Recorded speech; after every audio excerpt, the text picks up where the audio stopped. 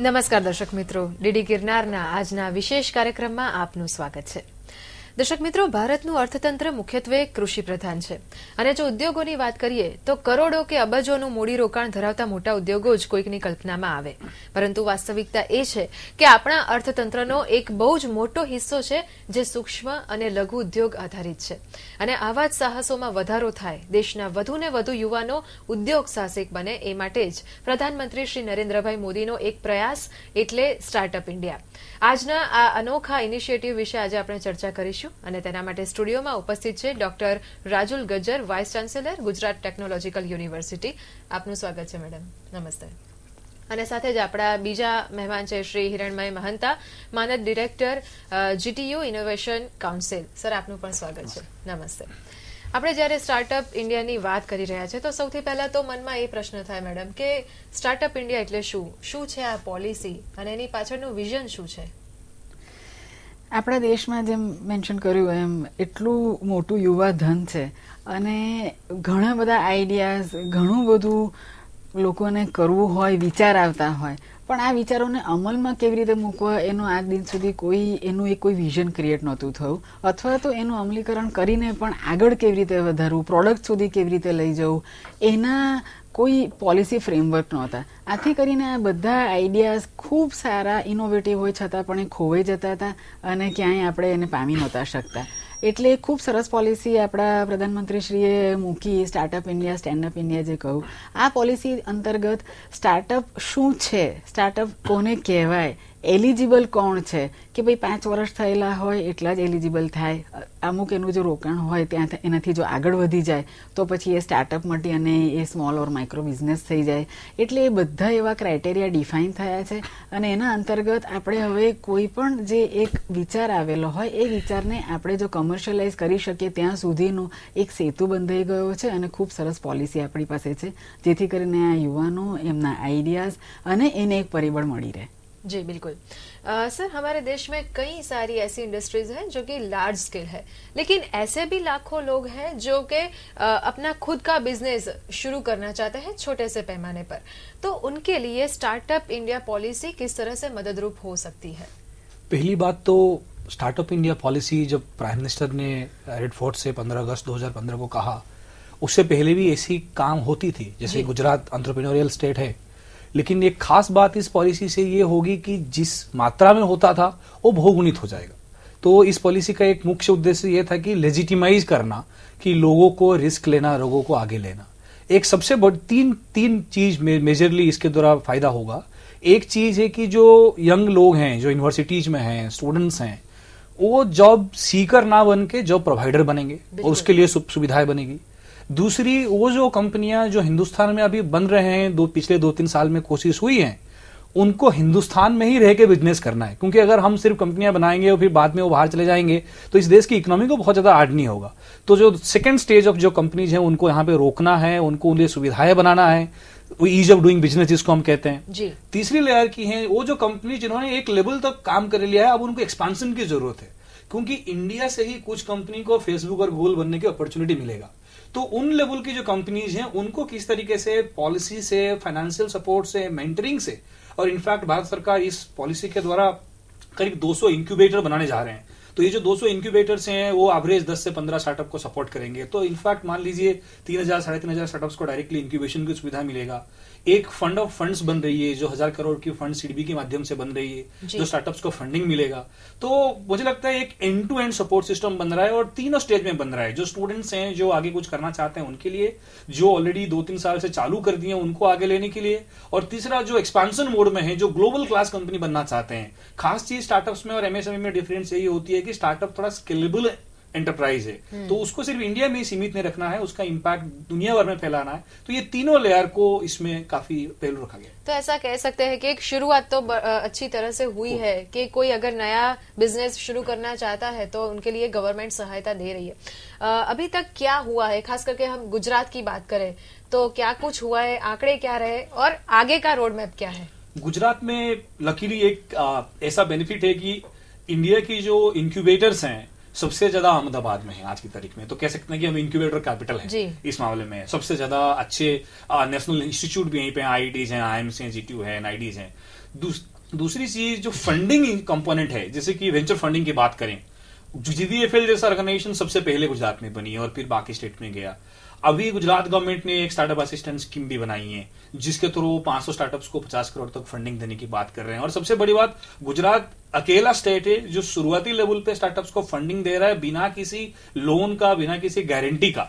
तो ये सिर्फ ग्रांट है। आप अगर कोई आइडिया लेके आते हैं, आपको प्रोटोटाइप बनाना है, आपको मार्केट पे जाना है, अप टू 20 लाख तक की आपको वो फ्री सपोर्ट दे रहे हैं। तो ये गुजरात गवर्नमेंट की फंडिंग के माध्यम से काफी ज्यादा कुछ काम हो रहा है। इंक्यूबेटर्स काफी हैं और 60 से ज्यादा यूनिवर्सिटी हैं। हमारे पास इतने स्टूडेंट्स हैं जिनका संख्या 80 से ज्यादा कंट्री का इंडिविजुअल पॉपुलेशन से ज्यादा है। तो कहीं ना कहीं नंबर्स हमारे साथ है और कोशिश भी हमारे साथ है। जी, જે પ્રમાણે સરે વાત કરી કે આપણી પાસે યુવાનોની શક્તિ છે, ભારત માટે એક બહુ જ મોટો ફાયદો એ છે કે એની પાસે આટલા બહોળા પ્રમાણમાં યુવાધન છે અને અત્યારની વાત કરીએ તો બધા જ પ્રકારનું જ્ઞાન મેળવેલ યુવાધન એ લોકોનો માઇન્ડસેટ કંઈક એવો હોય છે કે અમે જેવા બહાર પાડીશું તો અમને એક સારી નોકરી મળી જાય. તો આ જે જોબ ઓરિએન્ટેડ માઇન્ડસેટને બદલવા માટે થઈને ગુજરાત ટેકનોલોજીકલ યુનિવર્સિટીની આપણે વાત કરીએ તો એ એની અંદર શું ભૂમિકા ભજવી રહી છે?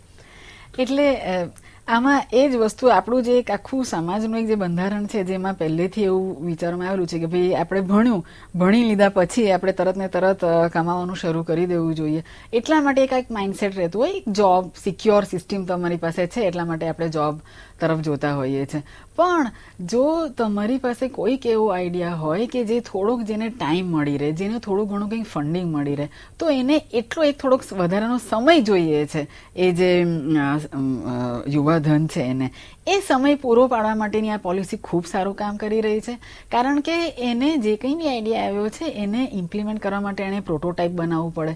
પ્રોટોટાઇપનો થોડો ઘણો જે કંઈ બી ખર્ચો થાય અને એ વર્કેબલ છે કે નહીં એને એક્સપેરિમેન્ટ કરવું પડે. એ ફેલ થાય એમાં હજી આગળ વધારાને એક્સપેરિમેન્ટેશન કરીને એને ફાઇન કરવું પડે. એને માટે મેન્ટર્સ જોઈએ, જે લોકો એને કન્ટિન્યુઅસલી અપગ્રેડ કરી શકે, જેને કહી શકે કે ભાઈ આ કેવી રીતે આગળ જાય, કેવી રીતે એને કમર્શિયલાઇઝ કરાય. એટલે આ જે એક આખું વચ્ચેનો જે ગેપ હતો, એ ગેપ આ જીટીયુ, ગુજરાત ગવર્મેન્ટ અને સ્ટાર્ટઅપ પોલિસી આખો ફિલઅપ કરી રહી છે, જેથી કરીને એને સીધું નોકરી માટે દોડતા જવાની જરૂર નથી. થોડોક ટાઈમ મળી રહે છે, જેમાં એ સસ્ટેન બી થઈ જાય છે અને એના આઈડિયાને ખૂબ સારી રીતે પ્રોટોટાઇપ અને પ્રોડક્ટ સુધી કમર્શિયલાઇઝ કરી શકે છે. બિલકુલ સાચી વાત છે. અને કોઈ પણ દેશના આર્થિક વિકાસની વાત જ્યારે આવે છે ત્યારે યુવાનોનો ફાળો એ ખૂબ જ અગત્યનો હોય છે. પરંતુ એક વખત એ પ્રશ્ન થાય કે એક વખત બિઝનેસ શરૂ તો કર્યો, પરંતુ એ સસ્ટેન થાય એ પણ એટલું જ જરૂરી છે. તો ગવર્મેન્ટ તરફથી એના માટે શું પ્રોત્સાહન આપવામાં આવે છે? આપણે પર્ટિક્યુલરલી ગુજરાત ગવર્મેન્ટની જો વાત કરીએ તો અલગ અલગ ડિપાર્ટમેન્ટ છે. Industries department, science and technology department, education department, આ બધા ડિપાર્ટમેન્ટે અલગ અલગ રીતે બધી પોલિસીઝ આપણે આપેલી છે. સ્ટાર્ટઅપ માટેની છે. ઇન્ડસ્ટ્રીઝની જે એક સ્ટાર્ટઅપ પોલિસી છે એમાં એ લોકો ઇન્ક્યુબેશન સેન્ટર, જે એક GTU is one of the nodal centre, કે જેની અંદર જે કોઈ બી સ્ટાર્ટઅપ હોય એ લોકો આવીને પોતાનું પ્રોટોટાઇપનું એક્સપેરિમેન્ટ કરી શકે. ત્યાં બેસીને એને મેન્ટરિંગ બી થતું હોય. એટલે ઇન્ક્યુબેટર્સની ઇન્ડસ્ટ્રીઝ ડિપાર્ટમેન્ટે આપણને સુવિધા આપી છે. એ જ રીતે સાયન્સ એન્ડ ટેકનોલોજી ડિપાર્ટમેન્ટે એમને પણ પોતાની સ્ટાર્ટઅપ પોલિસી આપેલી છે, જેના અંતર્ગત એ લોકો ફંડિંગ આપે છે. એજ્યુકેશન ડિપાર્ટમેન્ટ ઇનફેક્ટ અત્યારે ખૂબ મોટા, એ સ્ટાર્ટઅપ નહીં પણ એ તો ઓવરઓલ ઇનોવેશન લેવલે પોલિસી બહાર પાડે છે કે ભાઈ આપણે ઇનોવેશન કરવું હોય, આપણી પાસે એક ઇનોવેટિવ આઈડિયા હોય, એ સ્ટાર્ટઅપ થઈને પછી એ સસ્ટેન થયું કે ના થયું એની બી ચિંતા નથી, પણ ઇનોવેશન બી આપણે ખોઈ નથી કાઢવું. એટલે ઇનોવેશન માટેની બી પોલિસી થઈ રહી છે. આમ અલગ અલગ લેવલે ખૂબ સારી પોલિસીઝ મુકાઈ રહી છે કે જેના અંતર્ગત સ્ટાર્ટઅપ બની શકે, સસ્ટેન થઈ શકે અને આગળના લેવલ પર જઈ શકે. बिल्कुल सर, ऐसा भी लगता है कि सबका साथ सबका विकास इस मंत्र को चलते हुए मोदी गवर्नमेंट ने कई सारी स्कीम लॉन्च की है. स्टार्टअप इंडिया की जब हम बात कर रहे हैं तो क्या लगता है आपको ये स्कीम सभी वर्गों को उनके मुख्य धारा में जुड़ने के लिए किस तरह से योगदान दे रहा है? जो कि अब तक रिसीवर बन के रह गए थे, वो वर्ग भी अब प्रोड्यूसर बन सके, ऐसा कुछ क्या है इस स्कीम में? आपने सही कहा. इनफैक्ट जो स्टार्टअप इंडिया एक्शन प्लान है वो सिर्फ इंडिविजुअल को एंटरप्रेन्योर नहीं बनाना है, रादर पूरे कंट्री को एंटरप्रेन्योरियल बनाना है. तो मेकिंग जो प्रोसेस है उसमें पूरे देश को एक एंटरप्रेन्योरियल नेशन बनाना है. जैसे कि मान लीजिए देश पहले खेती प्रधान हुआ करते थे, फिर बाद में इंडस्ट्रियलाइजेशन हुआ, अभी नॉलेज इकोनॉमी की बात कर रहे हैं। तो स्टार्टअप इंडिया का जो विजन है पूरे देश को एंटरप्रेन्योरियल कल्चर के अंदर लेना है। तो ऑब्वियस सी बात है, जब आपने कहा कि सबके साथ सबकी विकास, तो ये बहुत जरूरी है। तो उसमें उन्होंने 3-4 चीज खास करके ध्यान दिया, जैसे कि सबसे बड़ी सराहने वाली बात यह है कि फाइनेंस मिनिस्ट्री ने सब बैंक्स की शाखाओं को लिखा है, 1.5 लाख से ज्यादा है, कि हर बैंक्स में एक शेड्यूल ट्राइब, शेड्यूल कास्ट की महिलाओं की जो आइडियाज हैं, इनोवेशंस हैं, उनको सपोर्ट करने के लिए फंडिंग दी जाए और बहुत ही सरल लोन पे, कोलैटरल लेस लोन पे दिया जाए। और उसके बारे में चेकअप भी हो रही है हर क्वार्टर पे कि कितना इंप्लीमेंटेशन हो रहा है। सिमिलरली जो ट्राइबल एरियाज हैं, जहां पे डिसएडवांटेज कम्युनिटीज हैं, उनके लेकर भी बातचीत किया जा रहा है। और खास बात यह होगा कि अभी तक हिंदुस्तान में कई सारे अंश हैं जो सिर्फ गुड्स प्रोड्यूस करते थे, उनको कमोडिटी रह गए थे। अभी उनको एक मार्केट प्लेस बनानी है, उनको आगे लेके जाना है, ताकि अगर छोटी सी बात कहूं तो जो नक्सल हिट एरियाज है छत्तीसगढ़ में, वहां पे सबसे ज्यादा फसल उगती है जिससे टर्मेरिक और बाकी से दवाइयां बनती है, लेकिन वो जो फार्मर्स है उनको बहुत ही कम हिस्सा मिलता है उस पूरा व्यवसाय का, क्योंकि वो प्रोड्यूसर रह जाते हैं। तो वहां अगर उन लोगों को सपोर्ट मिलता है, वो एंटरप्रेन्योर बनते हैं, तो टर्मेरिक की जो क्रीम्स बनती है, जो प्रोडक्ट्स बनती है, उसकी मेजर हिस्सा उनको मिल सकता है। तो ये जो अप्रोच है, मुझे लगता है कि कम्युनिटी के लिए है, ये सेक्टर्स के लिए है, और इसमें जेंडर इक्वालिटी को भी काफी फोकस दिया गया है महिलाओं को आगे लेने के लिए। क्योंकि आईएमएफ का पिछले साल का आंकड़ा यही था कि अगर हिंदुस्तान की महिला जेंडर पैरिटी की बात करें, कार्य क्षेत्र में अगर 50-50 पार्टिसिपेशन करें, तो जीडीपी में करीब 30% की इंक्रीमेंट हो सकता है। तो वहां पे एक खास बात यह आता है कि अगर खाली पार्टिसिपेशन में 30% की आएगा, तो अगर वो एंटरप्रेन्योर बन जाए तो क्या होगा।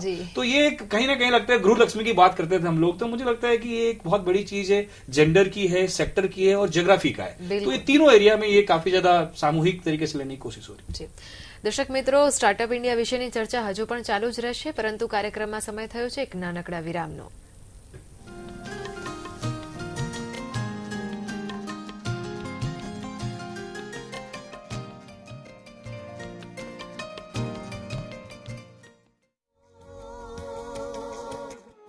ઉગતો સૂરજ, આથમતો સૂરજ, ચંદ્રમા, તારાઓ, ઝરણાઓ અને આ પ્રકૃતિ બધું કેટલું બધું સુંદર છે। તમારો આત્મા પણ સુંદર છે, આત્મા છે આનંદમય છે, આપણો સ્વરૂપ જ છે આનંદોહમ, આનંદોહમ, આનંદમ બ્રહ્માનંદમ, સત્યમ જ્ઞાનમ અનંતમ બ્રહ્મ, એકમ એવમ અદ્વિતીયમ બ્રહ્મ। આનંદ તમારો સ્વભાવ છે, ડિપ્રેશનમાં નહીં જાઓ, પ્રસન્ન રહો, વહેલા ઉઠો, થોડુંક યોગ કરો, વહેલા ઉઠો, થોડું પ્રાણાયામ કરો, વહેલા ઉઠો, થોડું ધ્યાન કરો, you will shine, you will prosper. અને કદી પણ તમે પછી કોઈ પણ સંજોગોની અંદર ડિપ્રેશનમાં નહીં જાઓ, ઉદાસ નહીં થાઓ, ખિન્ન નહીં થઈ જાઓ, હંમેશા પ્રસન્ન રહેશો, કારણ કે પ્રસન્નતા, આનંદ એ આપણો સાચો સ્વભાવ છે।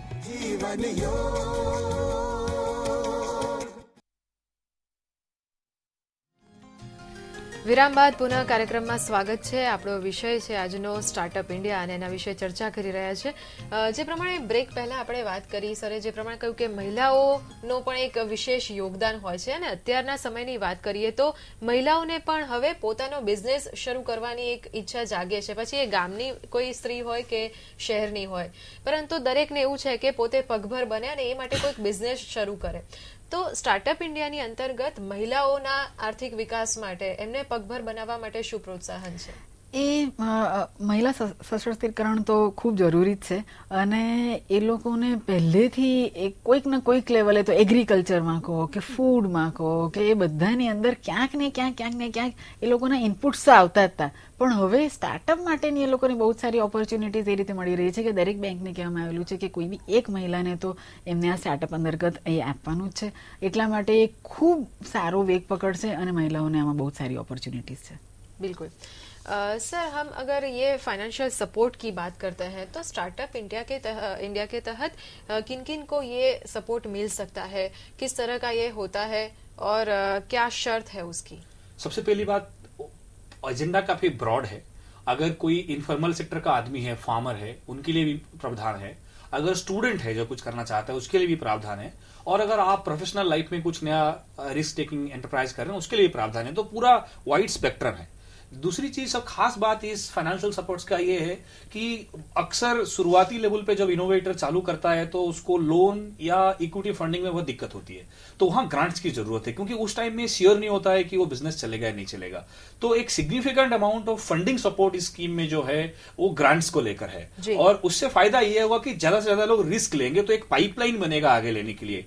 फिर दूसरी चीज की जो बैंक्स को है उनको रिजर्व बैंक और बाकी लोग मोटिवेट कर रहे हैं कि आप सरल तरीके से लोन भी दीजिए एक लेवल के बाद जब ग्रोथ होगा। तीसरी बात ये है कि फंड ऑफ फंड्स की बात आ रही है, जैसे कि प्राइवेट इक्विटी और venture capital fund silicon valley में काफी ज्यादा रोल प्ले किए हैं। तो इंडिया में इस तरीके से जो लोकल फंड्स हैं या जो ग्लोबल फंड यहाँ इन्वेस्ट करना चाहते हैं उनके लिए हम लोग फंड्स बना रहे हैं, और उस फंड के तहत क्या होगा कि वो फंड ऑफ फंड्स के द्वारा अलग अलग एग्जिस्टिंग फंड भी एक ग्रोथ स्टेज के बाद इनको फंडिंग सपोर्ट दे सकते हैं। और सबसे खास बात यह है कि जो नेशनल गवर्नमेंट की फंडिंग मैकेनिज्म है उसको मैचिंग करते हुए हर स्टेट गवर्नमेंट ने भी किया है। फॉर एग्जांपल केरला गवर्नमेंट जो है उन लोगों ने करीब उनकी बजट की 1% उन्होंने स्टार्टअप्स को फंडिंग के लिए रखा है। सिमिलरली आंध्र प्रदेश गवर्नमेंट ने भी इसके ऊपर काफी काम कर रहा है। गुजरात गवर्नमेंट ने रिसेंटली 250 करोड़ की बात कहा है। तो मुझे लगता है कि ये पूरा federal structure of support system बन रहा है, तो खाली सेंट्रल गवर्नमेंट की फंडिंग सिस्टम के ऊपर डिपेंडेंट नहीं होगा। दिल्ली से तो आवाज है, पर उसके साथ साथ गांधीनगर और हैदराबाद और चेन्नई और बेंगलोर से भी आवाज आ रही है। तो मुझे लगता है ये एक जो आपने पुराने टाइम में बात किया कि साथ में सब स्टेट्स को लेके किस तरीके से एक इकोसिस्टम बनाना है, so local banking system, angel investors की कम्युनिटी बन रही है, जो हाई नेटवर्थ इंडिविजुअल्स है। सबसे बड़ी बात यहाँ पे इस बार आया है कि जो हाई नेटवर्थ इंडिविजुअल्स है, अहमदाबाद में 1000 होंगे, अगर वो स्टार्टअप पे इन्वेस्ट करें other than other portfolio of investment, उनको अलग से टैक्स का रिबेट मिल रहा है। तो एंजल टैक्सेशन की काफी सुविधाएं मिल रही है। तो उसमें फायदा ये होगा कि जिसके पास काफी पैसा है वो सिर्फ गोल्ड में या इंफ्रास्ट्रक्चर में नहीं लगाएंगे, वो इनोवेटिव आइडियाज पे भी लगाएंगे। तो ये एक बहुत बड़ा प्रोत्साहन है इस मामले में कि आई थिंक सरकार की तरफ से तो ट्रिगर है, और ट्रिगर मल्टीपल जगह पे काम कर रहा है। और तो मुझे लगता है कि end to end funding system की बात कर रहे हैं, बट हाँ बाकी सारे राज्यों को भी थोड़ा सा इसमें जुड़ के एक साथ आगे लेने की जरूरत है। जी, और प्रोसीजर क्या रहता है, कितना सरल है ये? अगर किसी को कुछ नया स्टार्टअप शुरू करना है, कोई स्टूडेंट है मान लीजिए, तो स्टूडेंट को अगर, क्योंकि ज्यादातर क्या होता है कि लोगों के पास जानकारी नहीं होती है।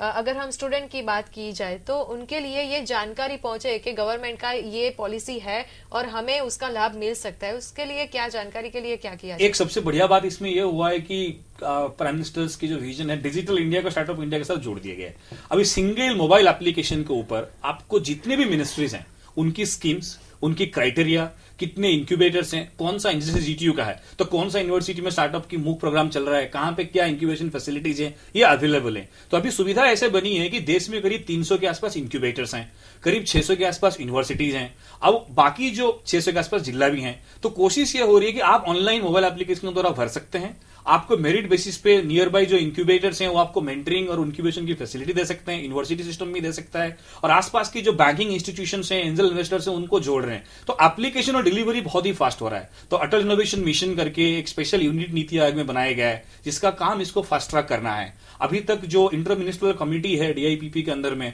करीब 200 से 250 स्टार्टअप्स को पर क्वार्टर में वो लोग क्लियर कर रहे हैं कि सुविधा मिल सकता है, क्योंकि एक मेजर सुविधा जो है वो टैक्स रिबेट का है, उसके लिए सर्टिफिकेशन की जरूरत है। तो आपके आसपास की कोई भी इंक्यूबेटर या यूनिवर्सिटी से या पोस्ट ग्रेजुएट कॉलेज से आप सर्टिफिकेशन ले सकते हैं, ऑनलाइन अप्लाई कर सकते हैं, उसके हिसाब से आपको टैक्स रिबेट पहले 3 साल तक कोई प्रॉफिट का टैक्स नहीं देना है, इस तरीके से प्रावधान है। बट आपको थोड़ा सा लोकल इकोसिस्टम के एक्टर की मदद लेके आपको एप्लीकेशन करना है, ऑनलाइन पोर्टल है। तो मुझे लगता है कि डिजिटल इंडिया और स्टार्टअप इंडिया साथ साथ चल रहे हैं, ये अलग नहीं चल सकते। बिल्कुल, और ऐसी तो कई सारी स्कीम्स है जो कि हमें જે પ્રમાણે આપણને લાગે છે કે skill India, digital India, startup India, standup India એ બધી ક્યાંક ને ક્યાંક એકબીજા સાથે સંકળાયેલી છે।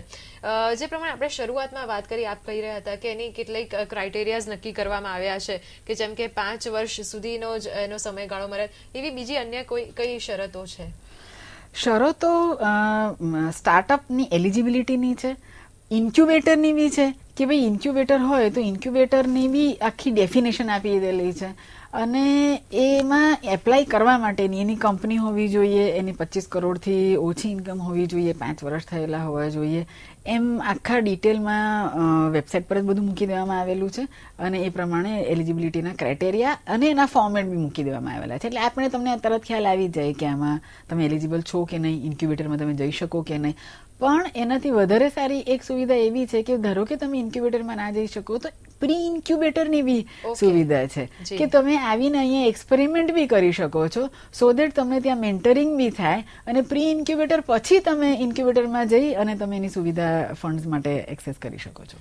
ગુજરાતની હાલમાં આપણે વાત કરીએ તો ગુજરાતની સ્થિતિ શું છે? અત્યાર સુધીમાં સ્ટાર્ટઅપ હેઠળ કેટલા લોકોએ લાભ લીધો છે અને આગળના ભવિષ્યની વાત કરીએ તો દેશના આર્થિક વિકાસમાં ગુજરાત પોતાનું યોગદાન આપશે એવું કઈ રીતે કહી શકાય? આપ આવનારા 5 વર્ષને કઈ રીતે જુઓ છો? सो सबसे बड़ी बात है कि जैसे मैंने आपको कहा कि बहुत ज्यादा इंफ्रास्ट्रक्चर हमारे पास है. जब इंडस्ट्रियलाइजेशन हुआ तो गुजरात ने काफी लीडरशिप ली थी और हमारे पास काफी स्ट्रक्चर इंडस्ट्रियलाइजेशन ग्रोथ हुआ है बाकी सब राज्यों से, ease of doing a business में. सिमिलरली 4-5 चीजें जो गुजरात के पास, अभी आप कह सकते हैं गुजरात धनी है इस मामले में. जी. पहली बात कि हमारे पास हाई एंड यूनिवर्सिटीज हैं, 60+ यूनिवर्सिटीज है, तो सप्लाई साइड में अच्छे इंटेलिजेंट टैलेंट्स की अवेलेबिलिटी है रूरल से लेकर अर्बन तक. दूसरी फायदा ये है कि करीब 15 से 18 इंक्यूबेटर्स हमारे पास ऑलरेडी एग्जिस्ट करते हैं. उसके साथ साथ जैसे मैडम ने कहा स्टेट गवर्नमेंट की स्कीम से और 30 इंक्यूबेटर की बात चल रही है और G2 जैसे यूनिवर्सिटी तो अपने सपोर्ट सिस्टम बना ही रहे हैं अपने अपने प्रोसेस के द्वारा. तो इंक्यूबेशन की जो इंफ्रास्ट्रक्चर है वो बन रही है.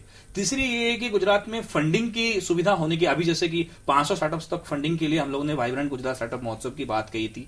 आज की तारीख में हमने रिसेंटली एक सर्वे किया था G2 इनोवेशन काउंसिल के द्वारा, तो करीब 400 से 450 एक्टिंग स्टार्टअप जो टेक्नोलॉजी स्टार्टअप्स हैं अभी अहमदाबाद, बड़ौदा और राजकोट 3 सिटी में ही हैं. तो अगर आप पूरे स्टेट में लेते हैं तो you can expect around 1000 companies are working now. ये तब जब सिस्टम में सुविधा नहीं था. अब जब इतनी मात्रा में सुविधा आ रही है, हम 50 करोड़ ग्रांट की बात कर रहे हैं, तो एक्सपेक्टेड यही है कि ये 3 टाइम से 4 टाइम बढ़ेगा. ऑब्वियसली कुछ स्टार्टअप्स बाद में कैजुअलिटीज में आते हैं जो बाद में एक्सपांशन नहीं कर पाते हैं, बट वो एक्सपीरियंस को भी कंसिडर करना पड़ेगा. तो मुझे लगता है कि 2 to 3,000 स्टार्टअप्स को सक्सेसफुली ले सकते हैं. फंडिंग मैकेनिज्म की सबसे बड़ी एडवांटेज है. और तीसरा, गुजरात में मेंटरिंग की सबसे बड़ी सुविधा है आज की तारीख में, क्योंकि एक जनरेशन पहले जो सक्सेसफुल बिजनेसमैन हैं वो अभी इन यंग लोगों को सपोर्ट कर सकते हैं. और उस काइंड ऑफ मेंटरिंग जो है वो फाइनेंशियल सपोर्ट से भी काफी इंपॉर्टेंट होता है. और खास करके जो एक पॉलिटिकल विल भी होता है, जो गवर्नमेंट की ओनरशिप होती है, यूनिवर्सिटी की लीडरशिप की ओनरशिप होती है. जैसे मैडम ने एक सबसे बड़ा स्टार्टअप लीडरशिप प्रोग्राम अभी G2 में चालू करवाया, जिसमें पहली बार 50,000 बच्चों को कॉलेजेस में किस तरीके से स्टार्टअप बनाना है उसके बारे में इंडियन केस स्टडीज को लेकर सिखाया जाएगा. फिर 2 साल पहले यहाँ पे स्टूडेंट स्टार्टअप पॉलिसी आई. तो आप अगर ये पूरा स्पेक्ट्रम को देखेंगे, पॉलिसी में भी हम लीडरशिप ले रहे हैं, फंडिंग में लीडरशिप दे रहे हैं, इंक्यूबेशन इंफ्रास्ट्रक्चर हमारे पास बन रहा है और सप्लाई लाइन भी है. तो कहीं ना कहीं ये जो नब्स है इनको जोड़ के पूरे पाइपलाइन बना. બિલકુલ સહી વાત છે. મેડમ, છેલ્લે એ કહેવા માંગીશ કે અમારા જે યુવા દર્શકો છે તેમને આપ શું સંદેશ આપવા માંગો છો? ઘણા બધા દાખલાઓ આપી શકાય.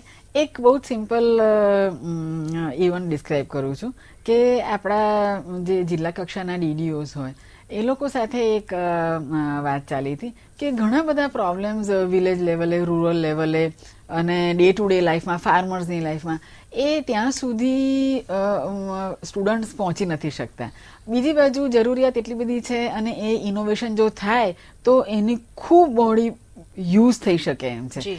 એટલે ઘણા બધા પ્રયોગો G2 કરી રહ્યું છે. જેમ કે એક હેકાથોન આપણે કહીએ તો એમાં શું હોય તો કે 36 કલાક સુધી, 38 કલાક સુધી છોકરાઓને એક પ્રોબ્લેમ, ચેલેન્જ આપવામાં આવેલી હોય અને એ ચેલેન્જ પર એ લોકો કન્ટિન્યુઅસલી ગ્રુપ્સમાં, જે ટીમ્સમાં ઘણા બધા ગ્રુપ્સમાં ચર્ચાઓ થાય, એનું પિચિંગ થાય, એની ડિસ્કશન થાય કે આ ચાલે ના ચાલે, એમ કરીને સોલ્યુશન બહાર આવે છે. આથી કરીને એ લોકોનું એક આખું વાતાવરણ બને છે, કોન્ફિડન્સ આવે છે કે આ રીતે એક પ્રોબ્લેમને ટેકલ કરાય અને એનું રિયલ ટાઈમ એના મેન્ટર્સ જે હોય, મેન્ટર્સ પાછા એ લોકોને ગાઈડ કરે કે આ નહીં ચાલે તો પછી અગેન ફરી વખત એનું એ વિચાર ના થાય અને ફાઇનલી જે સોલ્યુશન આવે એ સોલ્યુશન રિયલ ટાઈમ એપ્લિકેબલ હોય. એટલે આનાથી આ એક વાતાવરણ, આ હેકાથોનની વાત કરી, હેકાથોન જેવા જ અલગ અલગ ઇવેન્ટ્સ અમે G2માં કર્યા કરીએ છીએ, કન્ટિન્યુઅસલી કરીએ છીએ, જેમાં આપણે કહીએ છીએ કે ભાઈ એક S4 લેબ અમે બનાવેલી છે. છોકરાઓનો જે કંઈ વિચાર આવેલો હોય તો એ વિચાર જતો ના રહે એના માટે એ કોલેજ પછી બી ત્યાં આવી અને એની પર એક એક્સપેરિમેન્ટ, એને ખોટો તો ખોટો ફેલ થાય પણ આ ફેલિયર અત્યારે એક સેફ જગ્યામાં છે વિધિન કોલેજ આવર્સ. કહી શકાય કે એની થોટ પ્રોસેસ અને એની પ્રોબ્લેમ માટે સોલ્યુશન મેળવવા માટે સતત વિચારતો રહે, વિચારે, એક્સપેરિમેન્ટ કરી શકે, એના પ્રોટોટાઇપ બનાવવાના પૈસા બી એને મળી જવાના છે. એટલે જ્યારે એ ફાઇનલ પર આવે ત્યારે બહુ જ કોન્ફિડન્ટ હોય અને પ્રોડક્ટ સુધી કોમર્શિયલાઇઝ કરી શકે. જી, એક ખૂબ ખૂબ જ સારો પ્રયાસ થઈ રહ્યો છે કે સ્ટુડન્ટ લેવલથી આ પ્રકારનું એક થઈ રહ્યું છે. દર્શક મિત્રો, એમ કહેવાય કે માત્ર આર્થિક રીતે પગભર થવું એ જેટલું જરૂરી છે, એનાથી પણ વધારે સારી અને ગૌરવની વાત એ થઈ શકે કે પોતાનું કોઈ સાહસ શરૂ કરવું એ ખરેખર ગૌરવની બાબત કહી શકાય. તો દેશના આર્થિક વિકાસને પણ તેનાથી વેગ મળે છે અને સ્ટાર્ટઅપ ઇન્ડિયા એ આજે દેશના લાખો યુવાનો અને મહિલાઓ માટે પણ આર્થિક પ્રગતિનો જાણે રનવે બની ચૂક્યો છે. ડોક્ટર રાજુલ મેમ અને મહંત સર આપ સ્ટુડિયોમાં આવ્યા અને ચર્ચામાં ભાગ લીધો તે બદલ આપનો આભાર. દર્શક મિત્રો, ફરીથી મળીશું આવતા સપ્તાહે નવા વિષય, નવા મહેમાન સાથે. ત્યાં સુધી રજા આપશો. નમસ્કાર.